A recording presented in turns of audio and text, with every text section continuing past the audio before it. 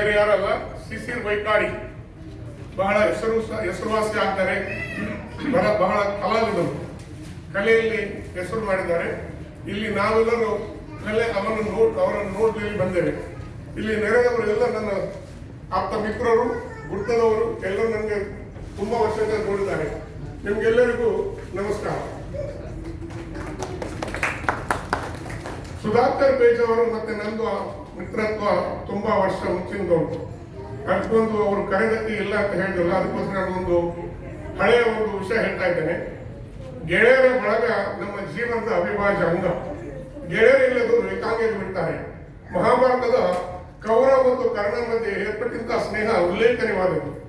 ಪಾಂಡವರ ಪಕ್ಷ ಸೇರ್ವೆ ಆದ್ರೆ ಇನ್ನೊಂದು ಹಸ್ತಿನಾಪುರದ ಚಕ್ರವರ್ತಿಯನ್ನಾಗಿ ಮಾಡುವೆಂಬ ಕೃಷ್ಣನ ಲಂಚ ಬೀಸಿದ ಮಾತಿಗೂ ಕರ್ಣನ ನಿರ್ಧಾರ ಮನೆಯಲಿಲ್ಲ. ಉಪ್ಪು ತಿಂದ ಮನೆಗೂ ನಂಬಿದ ಸ್ನೇಹರಿಗೂ ದ್ರೋಹ ಬಗೆಲರೆಂದು ಪರಿಶುದ್ಧವಾದ ಮಿತ್ರತ್ವವನ್ನು ಪ್ರತಿಪಾದಿಸಿದ ಕರ್ಣನ ನಿರ್ಧಾರವಾಗಿತ್ತು. ಕರ್ಣನನ್ನು ಸೂತಮಿತ್ರರೆಂದು ಎಲ್ಲರೂ ಹೇಳಿಸಿದಾಗ ತನ್ನ ಮಿತ್ರತ್ವದ ಪ್ರತಿಷ್ಠೆ ಪ್ರತೀಕವಾಗಿ ದುರ್ಯೋಧನ ಕರ್ಣನನ್ನು ಅಂಗರಾಜನಾಗಿ ನೇಮಿಸುತ್ತಾನೆ. ಕರ್ಣನ ಅವಸಾನವಾದಾಗ ತನ್ನ ಆಪ್ತ ಮಿತ್ರರನ್ನು ಕಳೆದುಕೊಂಡ ದುಃಖದಿಂದ ಕೌರವ ವಿಲಿವಿಲಿ ಒದ್ದಾಡ್ತಾನೆ, ಕಣ್ಣೀರ ಹೊಳೆನೇ ಸುರಿಸುತ್ತಾನೆ. ಇದಕ್ಕೆ ಹೇಳೋದು ನಿಜವಾದ ಸ್ನೇಹ, ನಿಜವಾದ ಮಿತ್ರತ್ವ, ನಿಜವಾದ ಗೆಳೆತನ. ಹಾಗಿರುವಾಗ ನನ್ನ ಆಪ್ತ ಮಿತ್ರನಾದ ಸುಧಾಕರ್ ಪೇಜ ಅವರನ್ನು ಕರೆಯುವಾಗ ಆಹ್ವಾನ ಕೊಟ್ಟಾಗ ನಾನು ಯಾವ ರೀತಿ ನಿರಾಕರಿಸಲಿಕ್ಕಾದ್ರಿಂದ ಇವತ್ತು ನಿಮ್ಮ ಮುಂದೆ ಕೆಲವು ಮಾತುಗಳನ್ನು ಮಾಡ್ತಾ ಇದ್ದೇನೆ. ಕಲೆ ಬಹಳ ಮುಖ್ಯ.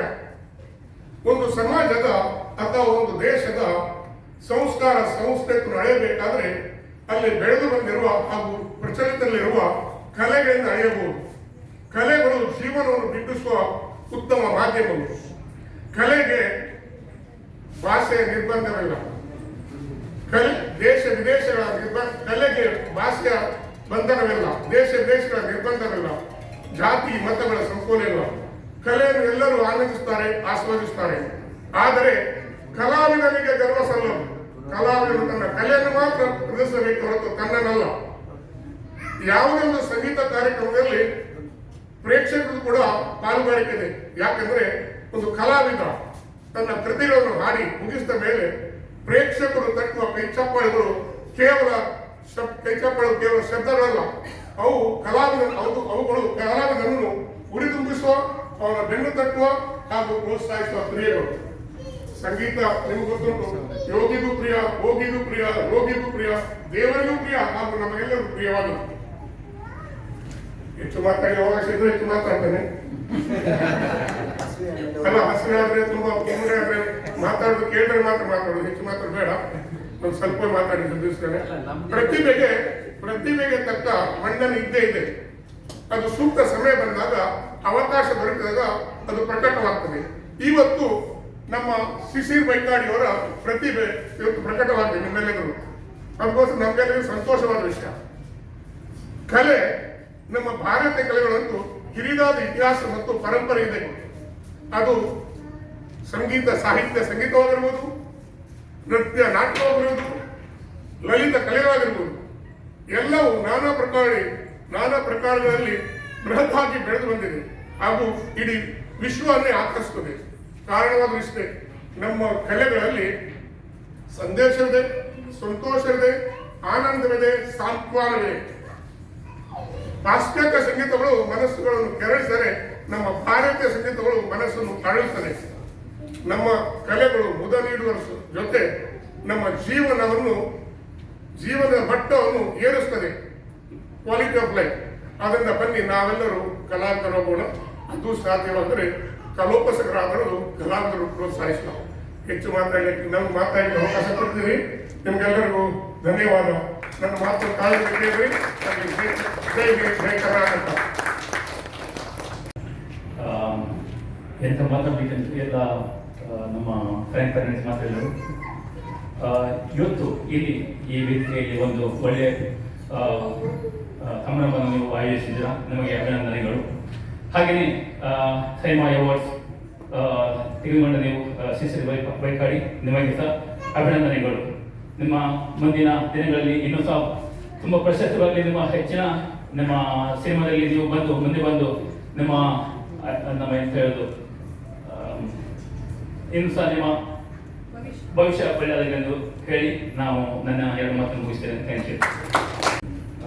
ಇವತ್ತಿನ ಉದ್ದೇಶ ಅಂದರೆ ನಮ್ಮ ಶಿಶಿರ್ ಬೈಕಾಡಿ ಅವರೇ, ಸಿನಿಮಾ ಅಂದರೆ ಒಂದು ಸಾಧಾರಣ ಕೆಲಸ ಅಲ್ಲ. ಅದು ನಮಗೆ ಗೊತ್ತು ಅದರದ್ದು ಪೆಟ್ಟು ನಾವು ತಿಂದವರೇ ಯಾವ ಥರ ಅಂತ.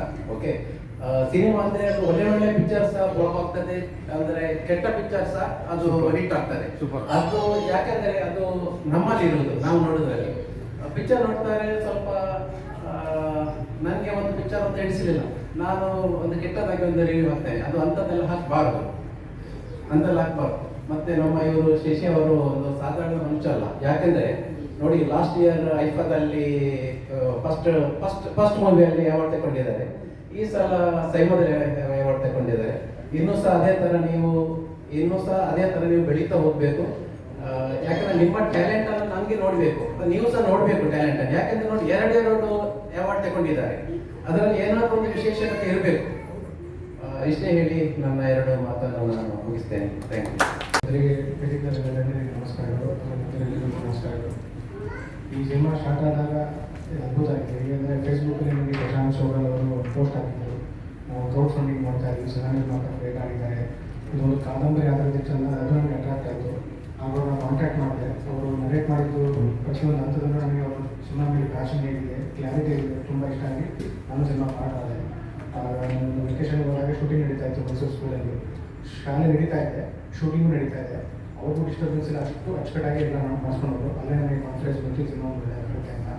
ಶಿಷ್ಯರ್ ಅವ್ರಿಗೆ ಆಲ್ ದಿ ಬೆಸ್ಟ್. ಹಾಗೂ ವಿ ಬ್ರಹ್ಮಸಭಾ ಅವರಿಗೆ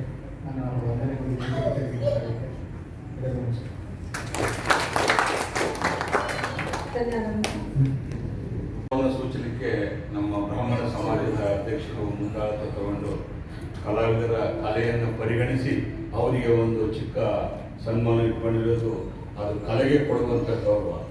ಅದು ವ್ಯಕ್ತಿ ಕಲೆಯನ್ನು ಪ್ರತಿಬಿಂಬಿಸ್ತಾರೆ, ಆದರೆ ಆ ವ್ಯಕ್ತಿಗೆ ಕೊಡೋ ಗೌರವಕ್ಕಿಂತ ನಾವು ಆ ಕಲಾವಿದನಿಗೆ ಕಲೆಗೆ ಕೊಡೋ ಗೌರವ ಭಾಳ ದೊಡ್ಡದು. ನಾನು ಇವ್ರದೊಂದು ಲೇಟೆಸ್ಟ್ ಯೂಟ್ಯೂಬಲ್ಲಿ ರಿವ್ಯೂ ನೋಡಿದೆ.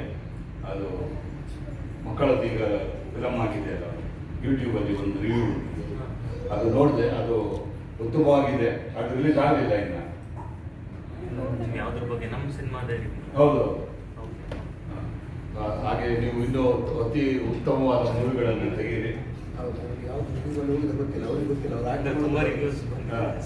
ಇನ್ನೂ ಉತ್ತಮವಾಗಿ ಬರಲಿ. ನಮ್ಮ ಕನ್ನಡದ ಚಿತ್ರರಂಗ ತೆಲುಗು ಮತ್ತು ತಮಿಳು ಚಿತ್ರರಂಗಕ್ಕೆ ಬರೋಬರಿಯಾಗಿ ಬೆಳೆದಿದೆ ಈಗಾಗಲೇ. ಸುಮಾರು ಕಾಂತಾರ ಆಗಿರ್ಬೋದು, ನಮ್ಮ KGF ಆಗಿರ್ಬೋದು. ಇದೇ ರೀತಿ ನಮ್ಮ ಕನ್ನಡ ಸ್ಟಾರ್ಗಳು ನಮ್ಮ ಕನ್ನಡದ ಹೆಸರನ್ನು ವಿಶ್ವದಾದ್ಯಂತ ತರಬೇಕು ಅಂತ ನಾವು ಭಗವಂತನಲ್ಲಿ ಪ್ರಾರ್ಥನೆ ಮಾಡೋಣ. ಅಷ್ಟೇ ಅಲ್ಲ, ನಮ್ಮಲ್ಲಿ ಒಂದು ಕರ್ತವ್ಯ ಉಂಟು ಎಲ್ಲ ಕನ್ನಡಿಗರಲ್ಲಿ. ನಾವು ಅದು ಯಾವುದೇ ಸಿನಿಮಾವಾಗಿರಲಿ, ಮನೇಲಿ ಕೂತ್ಕೊಳ್ಳೋದಕ್ಕಿಂತ ಒಂದು 25, 30, 45 ದಿನ ಕೊಟ್ಟು ಮೂವಿ ನೋಡಬೇಕು. ಇದು ನಾವು ಅವ್ರಿಗೆ ಕೊಡಬೇಕಾದಂಥ ಗೌರವ.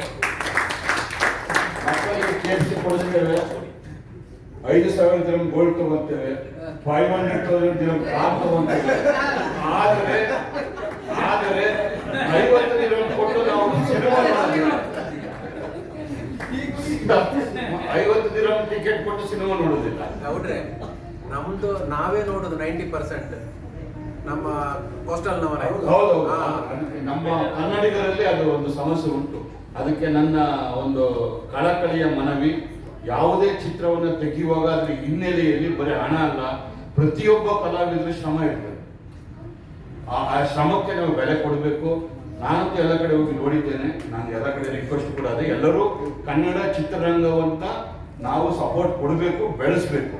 ಇದು ನಮ್ಮ ಅದೊಂದು ಕಲೆ, ಅದು ನಿಜ ಹೇಳೋದಾದ್ರೆ. ಈ ದಿನ ಅವಕಾಶ ಕೊಟ್ಟಿದ್ದಕ್ಕೆ ನಿಮಗೆ ತುಂಬ ಧನ್ಯವಾದಗಳು. ಕಲಾವಿದರು ಅವರಿಗೆ ಬರುವಂಥ ಆಶೀರ್ವಾದವನ್ನು ಮಾಡಲಿ, ಇನ್ನೂ ಅತಿ ಉತ್ತಮವಾಗಿ ಬೆಳೀಲಿ ಅಂತ ಪ್ರಾರ್ಥನೆ ಮಾಡೋಣ. ಕಲಾವಿದರನ್ನು ನೀವು ರೆಕಗ್ನೈಸ್ ಮಾಡಿ ಗುರುತಿಸಿದ್ರೆ ಮಾತ್ರ ಗೊತ್ತಾಗ್ತದೆ. ಯಾಕಂದರೆ ಅವ್ರು ಹೇಳಿದ ಹಾಗೆ 1000 ಜನ ಹಿಂದೆ ಗೌರವ ಇರ್ತದ್ರಲ್ಲಿ, ಅದರ ಕಷ್ಟ ಸುಖ ಏನು ಅಂತ ಆ ಕಲಾವಿದರಿಗೆ ಮಾತ್ರ ಗೊತ್ತು. ಅಂದರೆ ಅವರು ಆ ಕಲಾವಿದರು ಗುರುತಿಸೋದು ಏನು, ಯಾವ ರೀತಿಯಲ್ಲಿ ಗುರುತಿಸಬೇಕಾಗತ್ತೆ. ಯಾಕಂದರೆ ಬೆನ್ನು ತಟ್ಟಿ ಗುರುಸಿಲ್ಲ, ಅದು ಆಗುದಿಲ್ಲ. ಬೆನ್ನು ತಟ್ಟಿ ಗುರುಸಿದ್ರೆ ಅವರೊಬ್ಬರಿಗೆ ಮಾತ್ರ ಆಗುತ್ತೆ. ಅದರ ಹಿಂದೆ ಇದ್ದವರಿಗೆ ಯಾರಿಗೂ ಸಿಗ್ಲಿಕ್ಕಿಲ್ಲ. ಹಾಗಾಗಿ ಎಲ್ಲರಿಗೂ ಸಿಗ್ಬೇಕಾದ್ರೆ ನಮ್ಮಂಥವರೆಲ್ಲ ಸೇರಿ ಆ ಸಿನಿಮಾವನ್ನು ನೋಡಿದರೆ ಆ ಕಲೆಯಲ್ಲಿ ಎಲ್ಲರಿಗೂ ಗೌರವ ಸಿಗ್ತದೆ. ಇದರಲ್ಲಿ ನಾವು ನಾಟಕ ಆಡಿದ್ರು 10 ಜನ ನೋಡಿದ್ರೆ ನಮ್ಮ ನಾಟಕಕ್ಕೆ ಒಂದು ಪ್ರಯೋಜನ. ನಾನು ಒಬ್ಬನೇ ಕಲಾವಿದರಿಂದ ನಾಟಕ ಯಾವುದು ಬೇಕಾದ್ರೆ ಯಾವ ಸಿನಿಮಾ ಬೇಕಾದ್ರೆ ಮೇಲೆ ಬರಲಿಕ್ಕೆ ಸಾಧ್ಯ ಇಲ್ಲ. ಅದಕ್ಕೆ ಪ್ರತಿಯೊಬ್ಬರ ಸಹಕಾರ ನಿಮ್ಮದಲ್ಲಿರಲಿ. ಹಾಗೆ ಶಶಿ ಬೈಗಾಡಿ ಅವರು ನಾವು ಕೂಡ ತುಂಬ ಅಪರಾಧೆ. ಹಾಗಾಗಿ ನಮ್ಗೆ ಅದು ಮತ್ತೊಂದು ಹೆಮ್ಮೆ. ಹಾಗಾಗಿ ನಿಮ್ಮ ಇನ್ನೂ ಉತ್ತರೋತ್ತರವಾಗಿ ಹೇಳಿ ನಮ್ಮನ್ನೆಲ್ಲರಿಗೂ ಬಿ ಪ್ರೌಡ್ ಆಫ್ ನಾವು ಪ್ಲೀಸ್. ಹಾಗೆ ಹೋಗಿ ನಮ್ಮೆಲ್ಲರನ್ನು ನೀವು ಗುರುತಿಸುವ ಹಾಗೆ ನೀವು ಮಾಡಬೇಕು. ನಾನು ಹೇಳಬೇಕು, ಯಾರು ನಮ್ಗೆ ಗೊತ್ತು ನಮ್ಮ ವಿಶಿಷ್ಟ ಬೈಕಲ್ಲಿ ಯಾರು ಅಂತ. ಆ ರೀತಿಯಲ್ಲಿ ನೀವು ಮಾಡಿಕೊಟ್ರೆ ನಮ್ಮವ್ರಿಗೆಲ್ಲರಿಗೂ ಸಂತೋಷ. ನಿಮಗೆ ಶುಭ ಹಾರೈಕೆಯೊಂದಿಗೆ ಹಾಗೆ ನನಗೆ ಮಾತನಾಡ್ಕೊಟ್ಟಿದ್ದೇನೆ ಅಂತ ಬ್ರಾಹ್ಮಣ ಸಮಾಜದವರಿಗೆ ನಾನು ತುಂಬ ನಂಗೆ ಗೊತ್ತಿರಲಿಲ್ಲ. ನಾವೊಬ್ಬ ಒಂದು ಮಾತಾಡೋರು ಊರ್ನವರು ಅಂತ ಗೊತ್ತಾದ್ರೆ ತುಂಬಾನೇ ಪ್ರೀತಿ ತೋರಿಸ್ತಾರೆ ಅಂತ. ಸೊ ಆ ಪ್ರೀತಿ ಕಾಣಿಸ್ತಿದೆ ಎದುರುಗಡೆ. Thank you. And first of all thanks ಹೇಳಬೇಕು ಸುಧಾಕರ್ ಅವ್ರಿಗೆ. ನಾನು ಇಲ್ಲಿಗೆ ಬಂದಾಗ ಸುಮ್ಮನೆ ಒಬ್ಬನೇ ಟ್ರಾವೆಲ್ ಮಾಡ್ಕೊಂಡು ಲೋನರ್ ಆಗಿರೋಣ ಅಂತ ಅನ್ಕೊಂಡಿದ್ದೆ. ಫ್ಯಾಮಿಲಿ ಥರ ಟ್ರೀಟ್ ಮಾಡ್ತಿದ್ದಾರೆ ನನ್ನ. Thank you.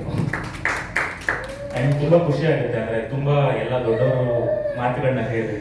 Thank you. ನಿಮ್ಮೆಲ್ಲರ ಅಡ್ವೈಸು ನಾನು ತಗೊಳ್ತೀನಿ. ಆ್ಯಂಡ್ ಅದೇನೆ ನನಗೆ ಅವಾರ್ಡ್ಸ್ ಎಲ್ಲ ಸಿಗ್ತಾ ಇರೋದು ಬೋನಸ್ ಥರ ಅಷ್ಟೇ. ನಾನು ಮುಂಚೆಯಿಂದನೂ ಚಿಕ್ಕದ್ರಿಂದನೂ ಸಿನಿಮಾ ಮಾಡಬೇಕು ಅಂತಾನೆ ಬಂದವನು, ಮುಂದೆನೂ ಸಿನಿಮಾ ಮಾಡಬೇಕು ಅಂತಾನೆ ಮಾಡೋನು. ಸೊ ಅಷ್ಟೇ ಡೆಡಿಕೇಶನ್ ಇದೆ. ಎಲ್ಲೂ ಹಾದಿ ತಪ್ಪಲ್ಲ. ನಿಮ್ಮನೆ ಮಗನಾಗಿ ಇರ್ತೀನಿ. ನೀವು ತಲೆ ತಗ್ಸೋ ಕೆಲಸನ ಯಾವತ್ತೂ ಮಾಡಲ್ಲ. ಸೊ ಇದು ನನ್ನ ಅಶ್ಯೂರೆನ್ಸು. ಆ್ಯಂಡ್ ಸುನಿಲ್ ಅವರೇ, ನೀವು ನನಗೆ ಗಿಫ್ಟ್ ಕೊಟ್ರಿ. ನನಗೆ ಗಿಫ್ಟ್ ಎಲ್ಲ ಬೇಡ, ನೀವು ನಮ್ಮ ಸಿನಿಮಾಗೆ ಇನ್ವೆಸ್ಟ್ ಮಾಡಿದ್ದೆ ದೊಡ್ಡ ಗಿಫ್ಟ್. Thank you. ಸೊ ಇನ್ನೊಂದು ವಿಷಯ, ಇಲ್ಲಿಗೆ ಬಂದಾಗ ಕನ್ನಡದವರು ಅಂತ ಗೊತ್ತಾದ್ರೆ ಜನ ತೋರಿಸೋ ಪ್ರೀತಿನೇ ಬೇರೆ ಅಂತ ಒಂದು 2-3 ದಿನದಿಂದ ಗೊತ್ತಾಗ್ತಿದೆ. Karthik and Farooq, thank you. ತುಂಬ ಚೆನ್ನಾಗಿ ನೋಡ್ಕೊತಾ ಇದ್ದೀರಾ ನನ್ನ. So thank you so much. ನನಗೆ ಅಷ್ಟೇ ಥ್ಯಾಂಕ್ಸ್ ಹೇಳಲಿಕ್ಕಿದೆ ಅಷ್ಟೇ. ಯಾಕಂದರೆ ಎಲ್ಲರೂ ತುಂಬ ಚೆನ್ನಾಗಿ ನೋಡ್ಕೊತಿದ್ದೀರಾ. ಪ್ಲಸ್ ನಾನು ಕೇಳಿದೆ, ಸುಧಾಕರ್ ಸರ್ ಕೇಳಿದೆ, ನಮ್ಮ ಸಿನಿಮಾ ಎಷ್ಟು ಜನ ನೋಡಿದ್ದಾರೆ ಇಲ್ಲಿ? ಯಾಕಂದರೆ ನಾನೇನು ಕನೆಕ್ಟ್ ಆಗಲ್ಲ. ನನ್ನ ಸಿನಿಮಾ ನೋಡಿದ್ರೆ I won't connect to you people. ಅಂದರೆ ಇವ್ರು ಏನು ಹೇಳ್ತಾರೆ ಅದನ್ನ ನೀವು ಕೇಳ್ತೀರಾ ಅಷ್ಟೇ. ಸೊ ನಮ್ಮ ಸಿನಿಮಾ ನೋಡಿ ಯೂಟ್ಯೂಬಲ್ಲಿದೆ, ಡಾಲಿ ಪಿಕ್ಚರ್ಸ್ ಯೂಟ್ಯೂಬ್ ಚಾನಲ್ ಇದೆ. ನಮ್ಮ ಸಿನಿಮಾ ನೋಡಿ.